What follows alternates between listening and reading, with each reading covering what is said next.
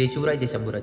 भारत देशाला हरवायचं असेल तर भारत देशातील ज्ञान हे जाळावं लागेल असा म्हणणारा बख्तियार खिलजी याने आपल्या भारत देशातील सर्वात मोठी नालंदा युनिव्हर्सिटी ह्या बख्तियार खिलजीने जाळून टाकली, जिच्या जवळपास 90 लाखापेक्षा जास्त पुस्तकं होते.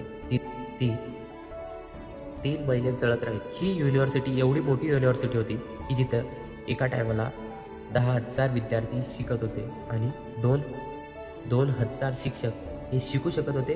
आर्यभट्ट, चाणक्य, नागार्जुन यांच्यासारखे महान पुरुष देखील इथं शिकलेले. एवढंच नाही तर त्या काळात जपान, चीन, फारस, ग्रीस ह्या देशांमधील विद्यार्थी इथे शिकायला यायचे. विचार करा, एवढी मोठी युनिव्हर्सिटी जिथे 90 लाखापेक्षा जास्त पुस्तकांचा खजिना होता, हा बख्तियार खिलजीने 3 महिन्यात पूर्णपणे नष्ट करून टाकला. मला याच्यातून एवढंच सांगायचं आहे, आपल्या भारत देशाचं ज्ञान किती जरी संपवायचा प्रयत्न केला तरी हे संपणार नाही. बघा ना, त्यानंतर पण चंद्राच्या दक्षिण ध्रुवावर जाणारा आपला भारत देश हा पहिला देश आहे.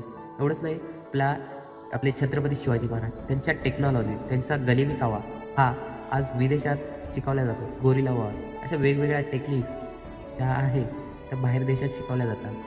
त्यांच्या आर्मींसाठी डॉक्टर बाबासाहेब आंबेडकर यांचे पुस्तकं हे बाहेर देशात PhDचा टॉपिक म्हणून आज बाहेर देशातील विद्यार्थी शिकत आहेत. मला एवढं सांगायचं आहे, आपला भारत देश हा ज्ञानाने पहिले पण अमर होता आणि आज पण अमर आहे. हे किती.